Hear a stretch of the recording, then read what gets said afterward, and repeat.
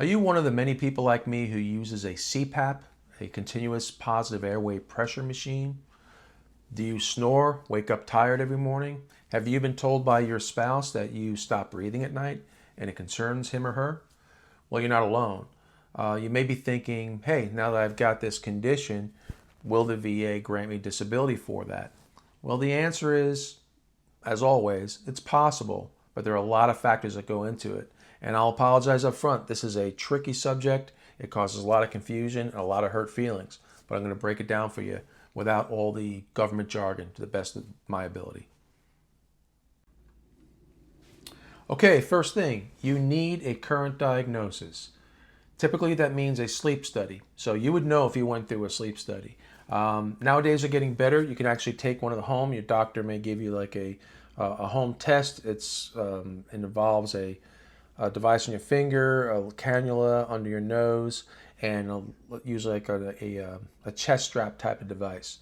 I had both. I had the home test. I also had a formal clinical sleep study. You may get one or both of those, but you've got to have that diagnosis. Too often people come to me and say, hey, Matt, I snore. I'm pretty sure I have sleep apnea. I want to put a claim for that. Not so fast. You know, when you have snoring, daytime fatigue, waking up gasping for air, your spouse notices that you stop breathing and they're concerned. That's important, and those are symptoms. We want to note when those symptoms begin, but they are not a diagnosis, not yet. Number two, you need something connecting it to your military service. At the risk of sounding like a broken record, I'm going to really hammer this point. What we're talking about here is the fact that a diagnosis alone isn't enough to grant the claim.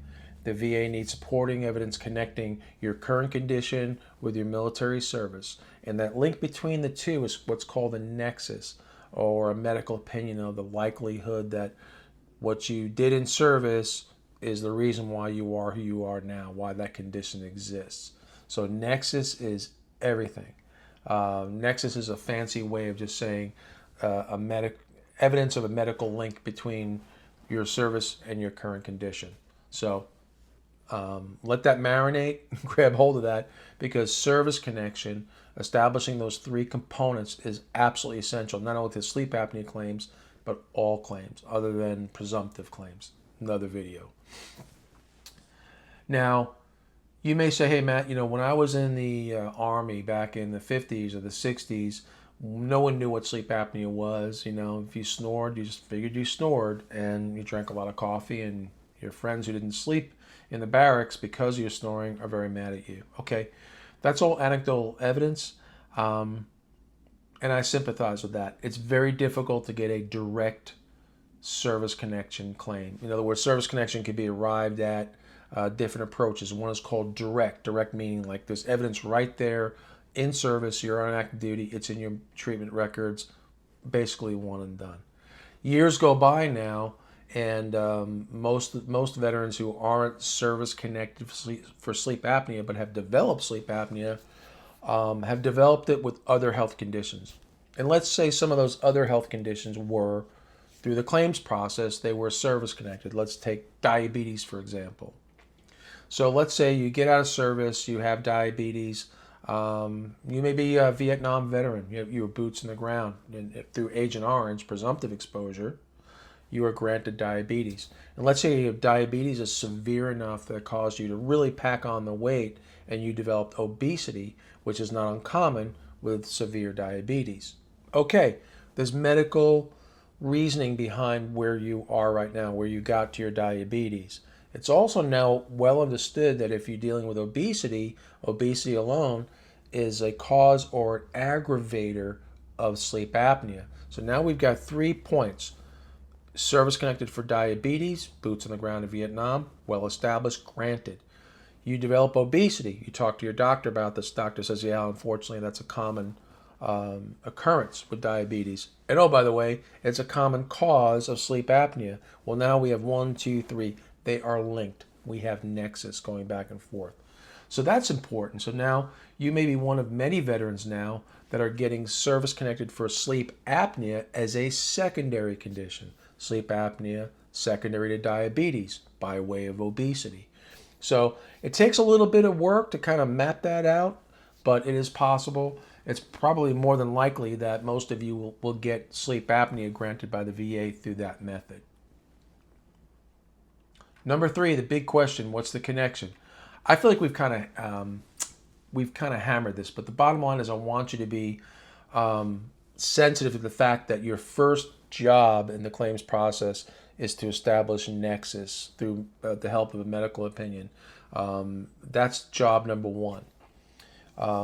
Now, some people don't do things in that order, and that's one of the reasons why the sleep apnea claim is denied. Let's kind of walk through some of these. Some of these will sound familiar to you right now. Number 1, there's no current diagnosis. Well, we know how to get a diagnosis, right? That's correct. Get a sleep study done.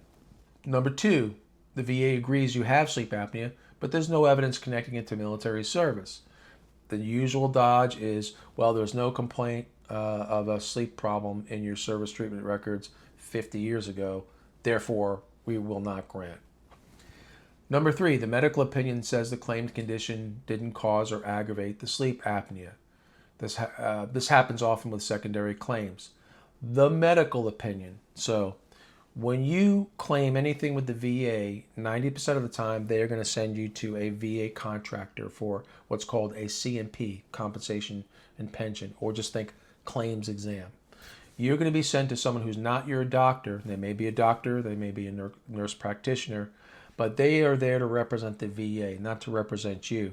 And they will render their own medical opinion after talking to you about what you did in service. What are your other health conditions? Do you have any other sleep problems? When they finish that questionnaire, they have a little part where they write their medical opinion. And they can render an opinion saying it's less likely that your sleep apnea was caused by military service. So that is not helping our case. You can also get a medical opinion from your treating doctor.